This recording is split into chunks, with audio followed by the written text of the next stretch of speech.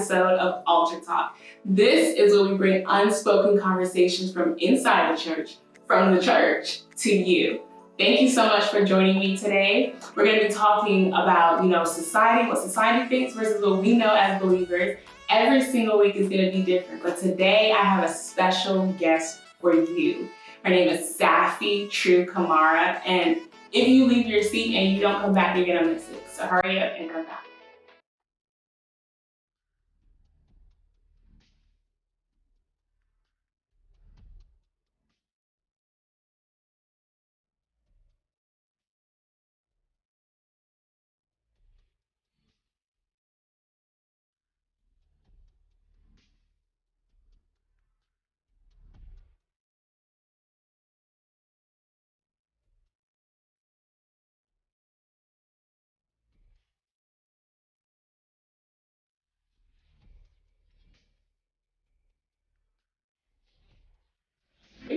Today I have Miss Saffie Kamara here with me, and we're going to actually talk about her new book that just came out. So it's called Becoming a Vessel Unto Honor. If you have not gotten this book already, you need to. We're about to dive into the first couple chapters, and honestly, as much as I've read, it's been a lot. It's been a lot. And I'm just blessed to have her here with me to share, to answer questions, to bring clarity. So let's go right into it. Oh, how are you? I'm good. Well, thanks for having me. Thanks for coming. One thing that I admire about you, and it's not because we're on camera, but after reading this book, I think I've gotten to know who you are. I've learned a lot from just reading the first 6 chapters. And I see you on Instagram and I see who you are now. And I'm like, put me in your shoes. No. Put me in her shoes and it would have been a wrap. And so I commend you and I really honor you as a woman, like a godly woman who carries her cross. And so many people that probably would have went through what you went through, even in the first 15 years of your life. That was a lot. So I commend you. And I'm glad that God has always been with you. Like, as you mentioned in the book, He's never left you. He's always been with you. So I really, really, really, really commend you for that. But we're going to go right into the book. Okay. And it's real juicy.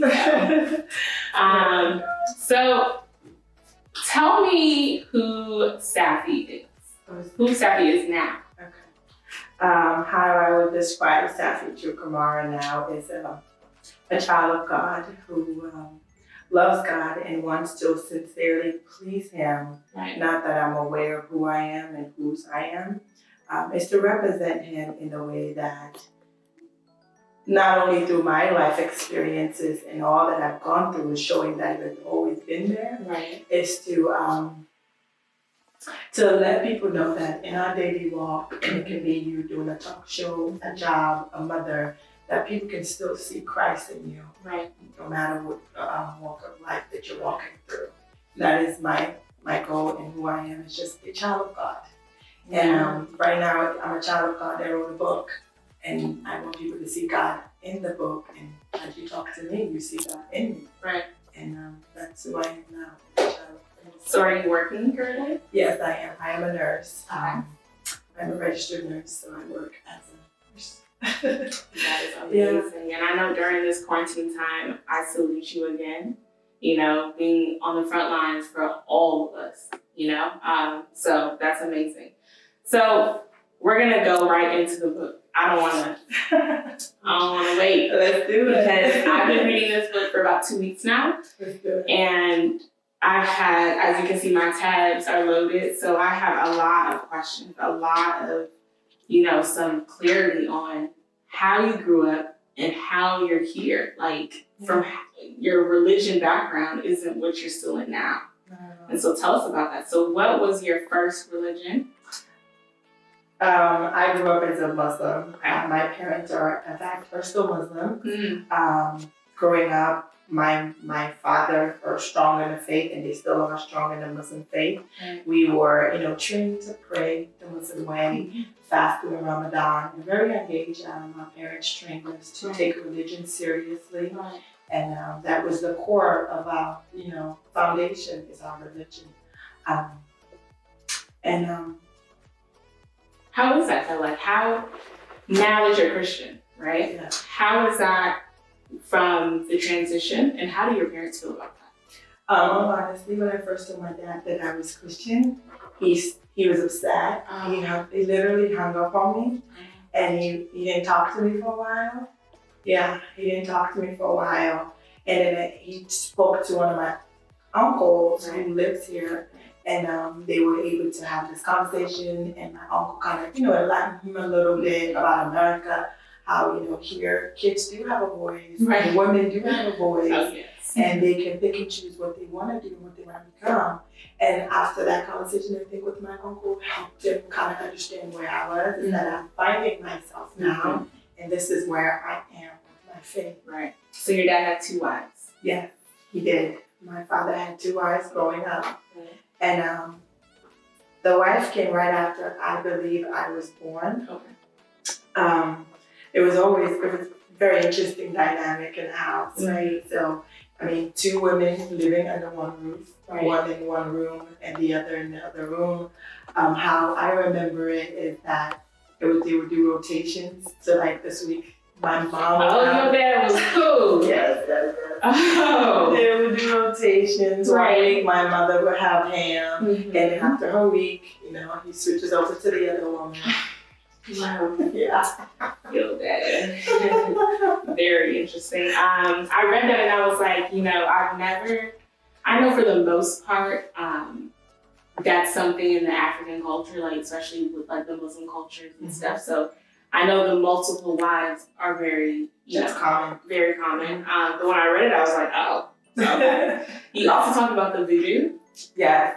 And, how you believed one woman was on it or one woman wasn't. So how did that really work out? This is when I grow older. Later on, I come to realize what was being done. I saw the manifestation of the voodoo that was done. How, my father would be in love with one, this week, and then the next week return to the other woman. And to me, I'm just like, oh, you're spending time with the other, so you're in love with her, obviously, right? So you're emotionally connected at that point. But after I grew up, now that I'm older, I do know that that was done. That, both wives did practice voodoo. And they did it to get the attention of their husband. Do you think that's affected you now? I think yes. I think it has affected me because I believe as a child of God, when you go to the devil, there's always an exchange. He gives you what you want and he takes what he wants to take. Whew, we haven't even got nowhere in this. Real good. So later on you talked about, the war that happened. Yes. And then you talked about at one point they would come to your house or they would go to people's houses and they would take possessions and property and stuff. And at one point, your cousin, your mother actually identified him. Yes. How was that? So with the civil war that happened in Syria, and I'm sure you guys have watched the movie Blood Diamonds, right? That movie, it really just depicts what happened during the war. As you all know, there's like the diamond mines in Sierra Leone, and with that war, what they would do, they would, get young boys to get into the army, and they would use them to go back into their home, their family homes, to loot. So when they were looting, they would take like valuable things, whatever it is that was valuable that they found in the homes. They would use that to sell and fund the war. So are you still, or is your family at least still in contact with that cousin? I don't really know, but all I know is as a child, I remember the conversation that came along with the aunt that came to the house and expressing what was going on. I remember that memory vividly. That's why I put it in the book, because that was the time that was so sensitive to the war. So before you moved to America, I know that there was a lottery win that had happened that brought you and your sister here. And so with that being said, what happened before coming to America? What was the biggest thing that had happened to you that had maybe took something or someone had took something from you that was sacred that had happened before you? Yeah, my innocence. As a young girl, I mean, in Africa, it's very common to see, cousins or just girls or who were sharing a room, common space. And we shared a room with one of my cousins, which I love sincerely, and I think she loves me as well. Very good person. But at a very young age, about 8 or 9, I can't really recall exactly how old I was. That was the first time I experienced somebody touching me in my private area. And it was a surprise to me. I woke up, I felt this touch, and it didn't just stop there. I know, it happened not once, not twice, not 3 times, multiple. And that's something that's very touchy. That can, and I know plenty African women have gone through it or still going through it now. And so it's very touchy. And that wasn't, not only did it happen in Africa, but when you also came, it continued. So tell me about that. So it happened there with the cousin, the female cousin, and then when I came here, I was staying with my aunt at the time in Ohio, Columbus, Ohio.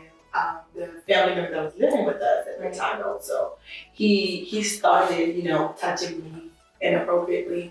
And at first, I didn't really know what to think of it because I went from one traumatic event and here I was to another, different continents. And at that point, I'm like, it must be me. There must be something going on with me that's provoking these people to wanting to violate me like that.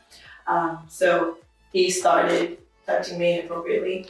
I kind of just didn't know how to express how I felt about it. So I was hush-hush about it again for a while until one day I got fed up and I said, I'm going to tell my aunt. I'm going to let her know what's going on. You mentioned it must be me. And I think for the most part, we all say that. Like, it can be anything. You can lose a job and be like, oh, well, it must have been me. You can lose a child and it can be like, oh, it must have been me. And we start to put that self-blame on ourselves. Absolutely. How did you recover from that? How did you heal from that? And not blame yourself and say, well, it's not me. It's not. I think it's later on after, the whole book, written the book, all the stories I told in the book, the experiences that I had. It was later on when I came to know Christ that I started seeing myself for me. It's literally, it was like mirror on the wall. Who do I see now? And trying to identify who I am now in Christ has helped me to not be in self-blame anymore and to realize that what people do has nothing to do with who I am and how I carry myself. And that also that there are spirits in us, especially coming from the African home where voodoo was practiced, there are certain spirits which attract certain things and that I wasn't aware of. And now that I'm in Christ, I realize that it wasn't me. It was things that were done before I even popped up into this world. And I've heard a couple people say this, that when you have children, there's always that child that's marked, and that's the child that you always have to give that child attention. You always have to make sure that child isn't doing what they're not supposed to be doing. And I feel like in every household, there's a marked child. There has to be a child that brings or breaks that generational curse. Yes, absolutely. And honestly, some of us get it worse than the rest of the siblings. But we're the reason why God put us in that family. Absolutely. And so for how long did you have to go through something like that? For the sexual exploitation experiences, it started when I was like 8, 9, and it ended right when I was 15. When I lost my virginity to a roommate who raped me. And after that experience, that's when I can say physically it ended, but not mentally, because I had flashbacks years, on where to me I was still living in that violation, in that, trauma. So it was still in my mind and it never left me. And trauma doesn't disappear. Absolutely. Trauma doesn't. No, not at all. It maybe, decreases a little bit and you're able to know how to work with it so that if something does trigger, then you know how to, work with it. But it doesn't leave. It doesn't leave. I think you learn how to control your thoughts towards it. Right. And you tell yourself, or, I'm spiritual, I believe in the Bible. Right. I meditate on things that tell me who I am in Christ and not necessarily what happens. Right.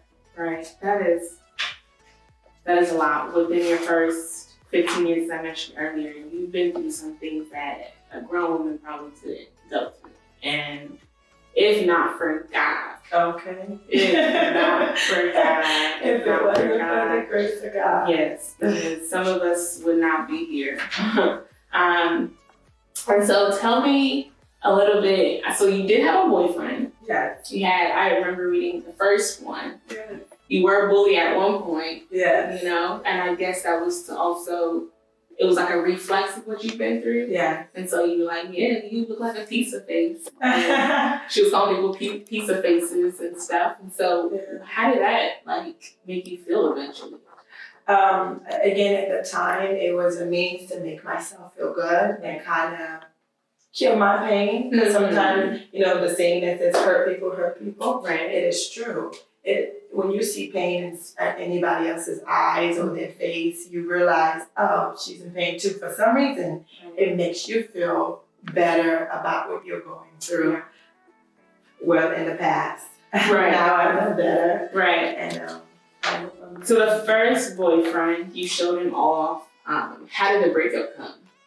I remember it was summertime, and I guess I was a little too clingy. Okay. He told me that I was too much. I was too clingy. Because, I'm not coming from traumatic experiences. Listen. I finally get to, pick someone I want to exploit. I'll give you my all at this point. So he's like, oh, you're too much. You don't want me to talk to anybody else. You don't want me to do anything. You just want me to yourself. I'm like, oh, that's not supposed to be, right? But, yeah. So we broke up over the summer, and he went on and started dating. But he came back. He did. He came back, and at that point, I was, not available anymore. Why do they do that? Men, why do y'all do that? I don't know. Y'all lose something, and then when we move on, or we're somewhere better at least, then y'all come back and just start fighting. Because they get to find out that the grass isn't really truly green on the other side. Yeah. It's actually just green where you water it, right? Mm-hmm. Only where you watered it. So the second boyfriend, you went into more depth with him. Yes. So you meet this person, and when I was reading, I made a connection. I want you to talk about it first, and then I'll tell you the connection that I made. But tell us about your second boyfriend, how he's what still connects him with you now. Okay. So my second boyfriend, Dan, is actually my ex-husband now, and we have two lovely boys. I didn't know that. Yeah, we do. We have two boys, an 8-year-old and an almost 6-year-old. So with him, when I met him, he was in a relationship, and at first I wasn't aware. Right. But later on, very quickly in the relationship, within months, I found out that he had he had a girlfriend who was expecting, and she was pregnant. And with knowing that piece of information, you would think I would have some sense and say, oh my God, let me leave. But I didn't. At that point, it's like, I've already fallen all the way deep in. At this point, we all end up same boat together. Yeah. Yes, I didn't leave when I found out that he had a girlfriend and a baby. And you're not the first on the face of the earth that would stay. We've all done it. We've all stayed. Oh yeah, he doesn't get better. No, that's it. But so you stayed. You had a deaf ear. You didn't care, and you kept pushing, and eventually it kept hurting.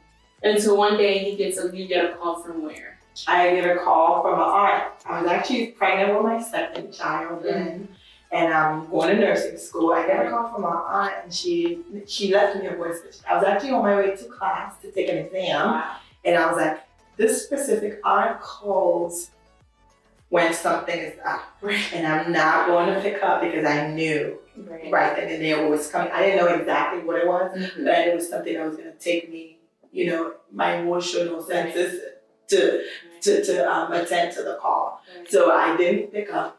I went to class, took my exam on my way back. Biggest mistake in my life. I listened to the voicemail, And I mean, she just spilled it all on a voicemail. Right. And I listened to it. And as I'm listening to it, I started feeling my heart was palpitating. And I'm like pregnant. And my heart's palpitating. And I'm on 95. I'm just like, oh my God. And all of a sudden I'm getting hot in the car. And I start rolling the windows down. Definitely go your car. And all I could hear was, your husband got somebody pregnant, and she's having a girl, and I know you're pregnant, and you're having a boy. And I mean, I was just like, oh, she knows what she's talking about because she didn't know I was pregnant. So she knew I was pregnant having a boy, and the other girl was pregnant having a girl. I knew that was something I needed to dig in just a little deeper, even though everything in me wanted to deny that it was the truth. You know, we've all been there. Yeah. Trust me. And so eventually he was, guilty for a case at one point. Yes. And it was just you. Yes. For 18 months. Yes. I believe. Yes.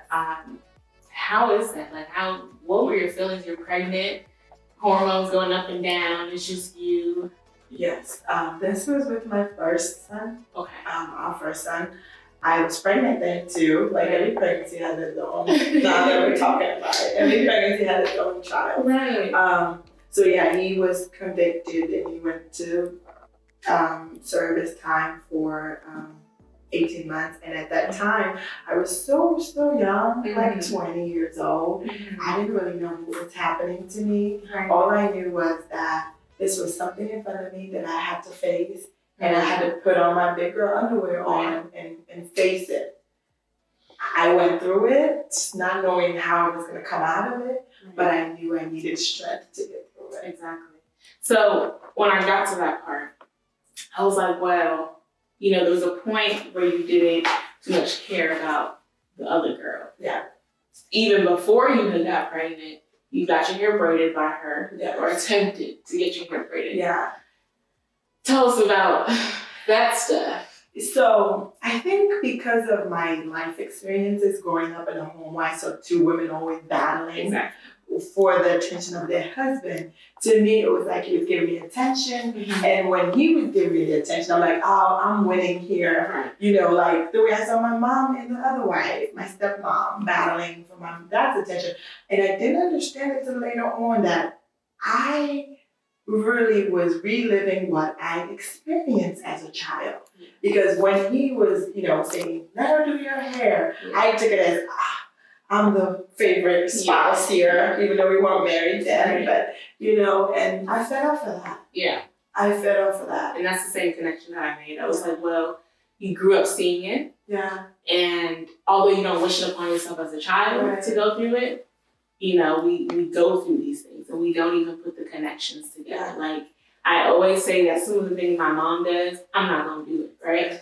And then I'll have people come tell me, I did this, and I'm like, wait, my mom does this. Yeah. And it's like, I've seen it, I've heard it, and it's always done this way in this household. And then I go out in the world, and I'm doing the same thing. Right. And so... subconsciously. Yeah, exactly. Because, oh, Lord. Yeah. And so when I read it, I was like, well, she saw two wives in one household, and now she's also about to be the second, or whichever one could. I would say the side chick. That's what it was. I mean, call it what it is, right? To the point where, in the book, he talked about going upstairs and having intercourse with him in her house. Yeah. And I was like, their house right at the time. So it's like, wow. Yeah. The boldness. It must have been something in me that just was this boldness, because even when I went into the house, I mean, there was no sense of like, this is wrong.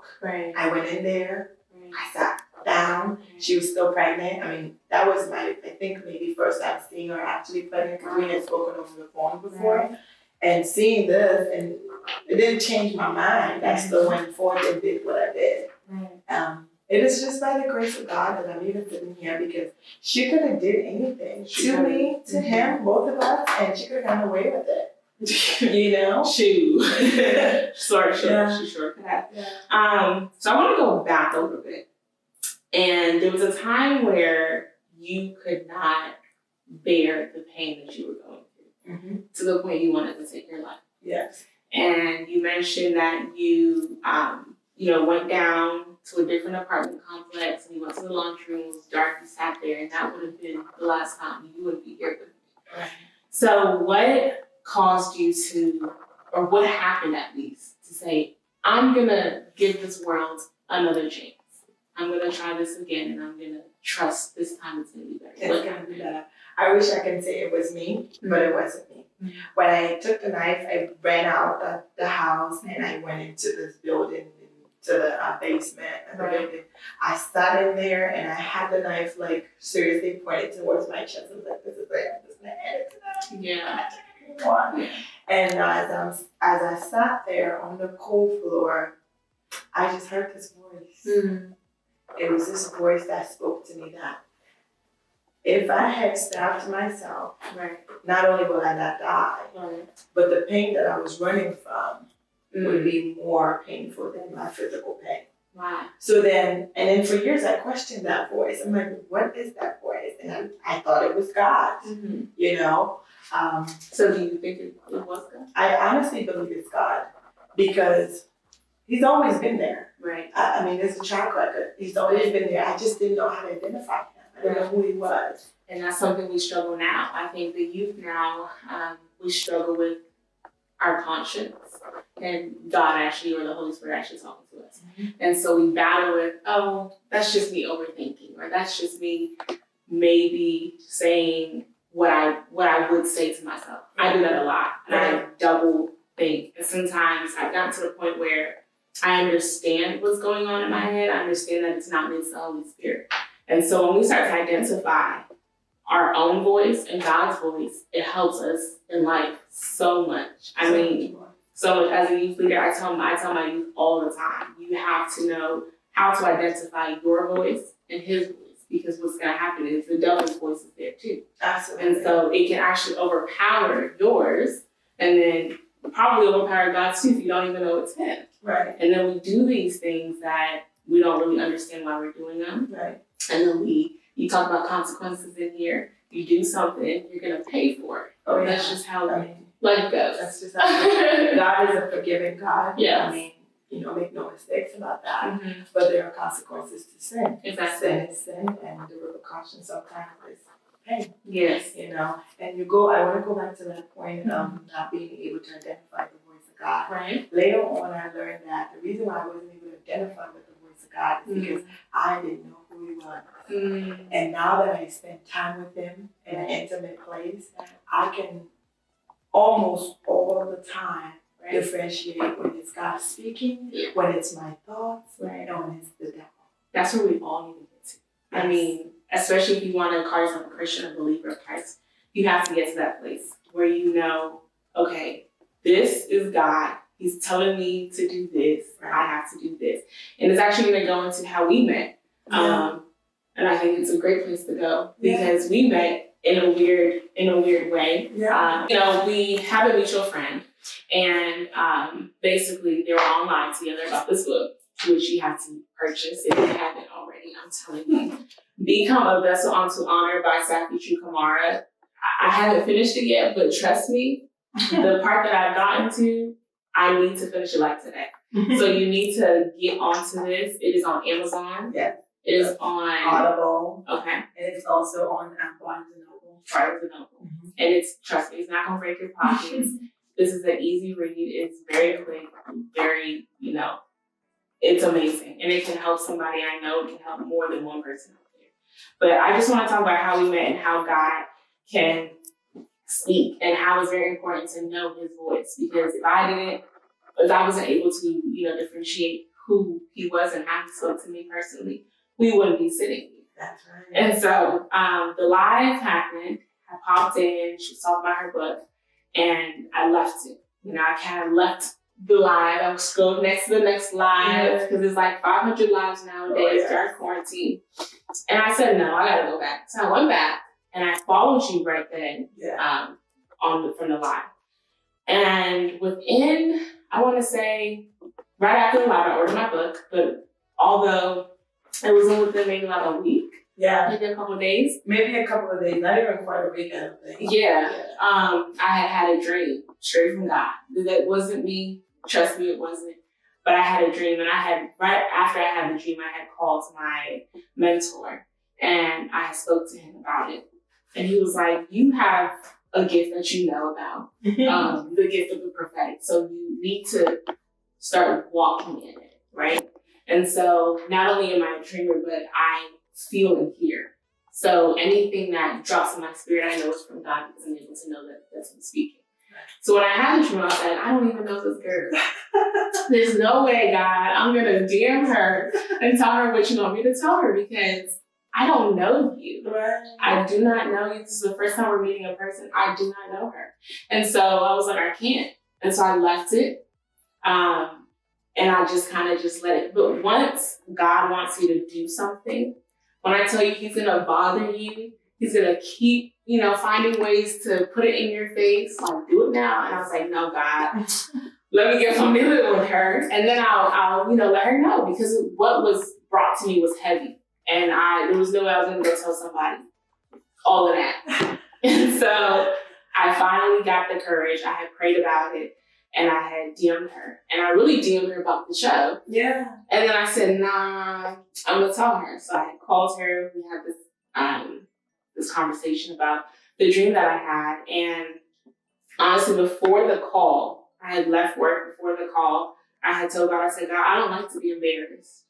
That's one of my biggest things. I don't like embarrassment from people, from non-people, from God. I don't like it. So if you know that what I'm about to say isn't going to be correct in her ears, I don't want to do it. Right. So when I called you, I said a prayer, and I was like, Holy Spirit, please don't embarrass me. And glory to God, that didn't happen. Right. Because even within the first couple of minutes we were talking, you were like, I don't really know. I was like, Lord Jesus, take the wheel because this embarrassment is about to hit hard.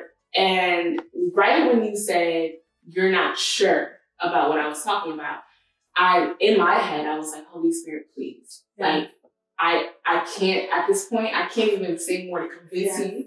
I was like, Holy Spirit, please. And right after I said that, literally, you were like, well, now that I think about it. Yeah. I don't know if you remember saying that. I do remember. She was like, yeah, now that I think about it, the Holy Spirit is, convicting me right now. And yeah, I could have thrown my car, like, woo, like, yeah, because I was like, thank you for not making me look like I'm just some girl talking to people about whatever. Yeah. And that's why we're here. Yeah, seriously. And if you really, really believe and walk with God, he will not fail you. And I'm realizing that now that, man. And back to that, can you believe that because of what you told me last week, I think it was Saturday, a week from today exactly, I'm sitting in my living room, I'm worshiping, I'm doing my thing with how I worship God. Right. They convicted me to pick up the phone and call the person that you were talking about. Yes. And I called, we had a conversation, and thank you for listening. Thank God. Thank you for listening. Thank you for listening. Thank God. But definitely being obedient to the Holy Spirit is very, very important. Because I would come to work and I would hear it. I was like, DM her. And I'm like, God, I'm about to take my lunch break. Like, please. Yeah. And sometimes I battle with that all the time, not because I'm disobedient, but because it's like, I want to be sure. Yeah, I want to be 100%. But sometimes you can't be sure with God. No. You just gotta go.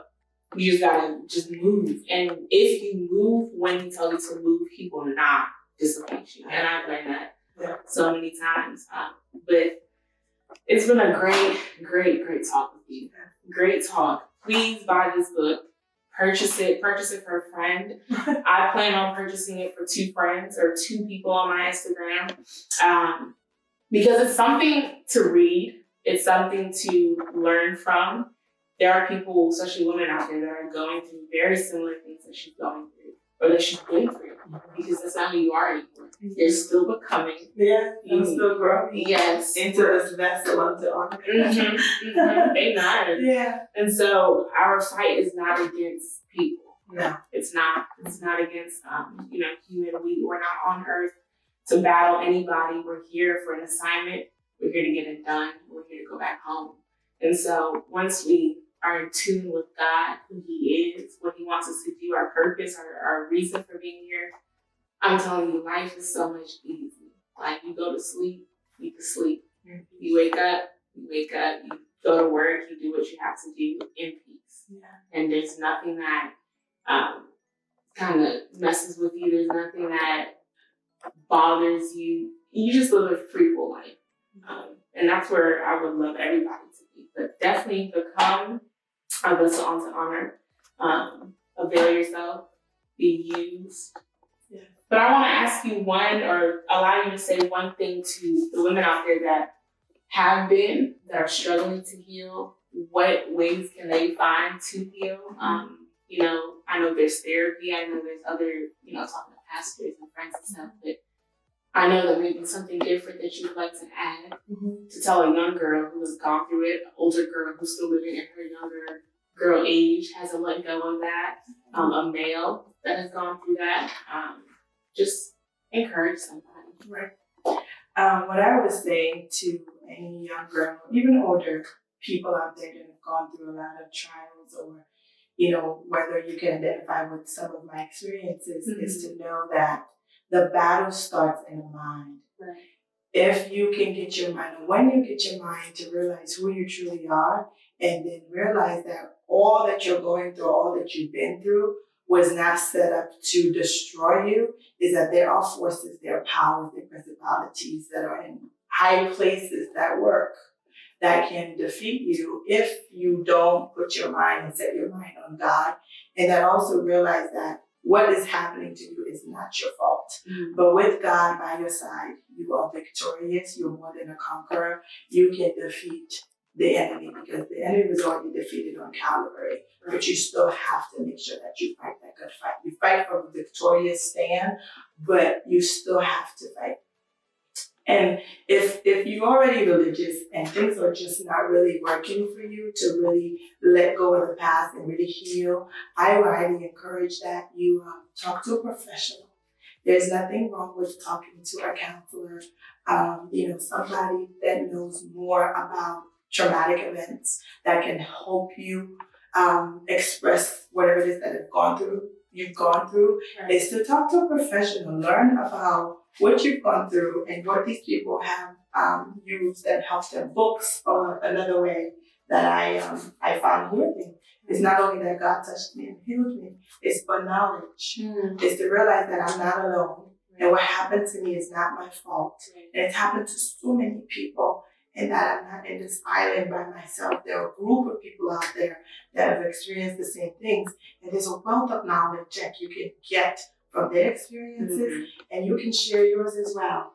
It's that knowledge is power, and God is for you. He's not against you. Amen. Amen. Thank you so much. So you had an encounter. Yes. And I want to touch base on that really quick.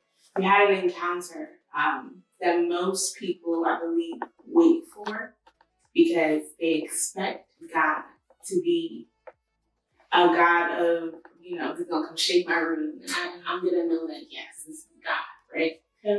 What was your encounter? What changed you totally to even become a Christian? Like, although you were a Muslim and you practiced that faith, what encountered you to turn your life and say, I want to go into Christianity?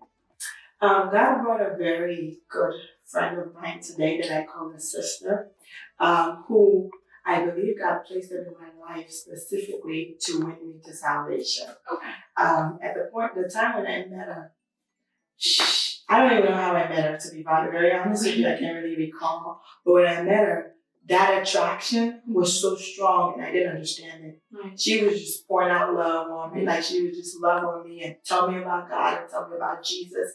And it always sounded like, oh my God, this is the most annoying thing. Stop talking about this Jesus of yours already. I'm tired of it. Yeah. But she never stopped. Yeah. She was strong in her faith, and she never wavered. That was my first encounter outside of the fact that my aunt was in the church, another little girl. That was my first encounter with what I consider my Christ moment with her. I wasn't of Christ, but I could see Christ in her. Okay. And the way she lived her life, the way she just really represented Ooh, Christ. Lord, you are preaching. No, really. I'm seriously. Like, I gave her the hardest time. Ask her like hard questions. Yeah. Like, how do you know Jesus died for real? Yeah. Who wrote the Bible? How do you know men did like this? Yeah. You know, how do you know it's God talking to you? Mm. The things of that nature. And she never really like shied away from answering my questions. And when she didn't have an answer, she was like, you know what? I don't know that answer, but I'll come back and tell you. Yeah. And she took the time to really just give me her ear and her presence. Yeah. And just praying for me behind my back, behind closed doors, and never gave up on me. Mm. She was like, Muhammad didn't die for you. Jesus died for you. And she just loved me. Yeah. I saw Christ in her. And that is amazing, right? Because so many people want to be Christians until it's time to be a Christian. So many people want to talk about forgiving until it's time for you to actually forgive somebody, right? So many people want to talk about, you know, fornication and all those don't lie, don't steal until you're tested and you're like, man, I should have said what I said because now I'm trying to do it, right? Yeah. And so we talk about being Christians and how we want to walk with Christ and all these things, but when the trials come, when the testing comes, and when it's right in front of us and we're like, man, now I gotta be Christ-like. Yeah. I have to make sure Christ is shown within me. I don't have to tell somebody that I'm a Christian before they realize that I'm a Christian. Right. The other day I had my Bible at work, and usually on my break, I'll sit in my car and I'll read. And I don't put it in public for people to realize that I have a Bible. And I had it in my purse, and my manager had walked us by, and he's like, oh, you're a Christian. I was like, what are you looking in my bag for? Like, why are your eyes in my bag? But the fact that sometimes we have to tell people that we're a Christian before they realize that we're a Christian should tell us that, okay, we need to do better. Because if it wasn't for him seeing that in my bag, that means I'm doing something wrong at work for him not to see it within me as an employee. Because now it's like, this is Ivy, but I didn't know you were a Christian. Right. And it opened up so many conversations with him. And he's a Christian, I didn't know that. Right. But those things are outside of work, right? But it has opened a lot of conversations to have, and it's been really, really good to help people that don't understand the Bible. Right. People read it like a book. People don't ask for understanding, don't ask for the Holy Spirit to come and help them understand it. And they're reading it like any other book. And that's the problem. They're not allowing Christ to work and be shown within them. And to that, I don't want to ramble too much, but I want to go to that point. It's such a vital point that I think as Christians we should know. We live in a country where to practice religion is free. Mm-hmm. So yes, you can express your faith as long as you're not imposing it on people, like become a Christian or you're going to go to hell. Yes. It is okay at a workplace. You can say you're a Christian, right? It's how you go about saying you're a Christian. Because what people are afraid of, they think if they share that they are a certain, you believe in a certain faith, that they will get fired. That's not the case. Right. It's not the case. America and all the enterprises that I've been, a part of, they do allow the freedom of religion. Right. It's just how you go about it. Right. So with that being said, how, because I know a little bit about some of those, if you were to weigh the seriousness of the two, because you've been through both of them, which one would you weigh more? What would you say is more strict, more, straight to the core? They don't bend, they don't, twist. Which one would you weigh more of intensity? I think because of my experiences, I would say the Muslim faith is more strict in a sense because they are rigid. They're really principle rigid, and they're more on routine rituals. But for us, we know we have, it's like your father at home. You sin, you come, you talk to him, there's mercy, there's the grace factor. And I think that it is a good thing for us to know as children of God, but sometimes we take advantage and we take it for granted. Mm-hmm. It's because we have the liberty of saying, I can go to the Father and ask for forgiveness, and he forgives me. Right, because I already know. Because I know he will. Right. And when I was in a Muslim faith, maybe I was too young to really understand the concept. Mm-hmm. I never really felt that love. Like, I have a Father who loves me, who I can come to in times of need. And he's a forgiving Father. And that's just who he is. Come as you are. Come as you are. And people twist it all the time. Yes. Put their own understanding, but he's talking about the heart. Yes. Come as you are. Yes. Broken, depressed, confused, lost. Just come. Yes. He's going to accept you. He's going to give you a hug. He's going to take you. You mentioned multiple times that God was always there. He was always there. Always there. But I didn't know what it felt like, so I didn't feel it. But now that I know the feeling of his presence, I know when he's never away from me. Amen. Amen. Well, thank you so much, Saffie, for joining us. I hope y'all enjoyed it as much as I did. Please, like I said, the book is called Becoming. It will be in the description. So if you're not going to get lost finding it, trust me, it's going to be there. Thank you guys so much for tuning in. I just hope that we have other interviews, other conversations, other interactions. But I hope you guys enjoy. We'll see you next week. Thank you.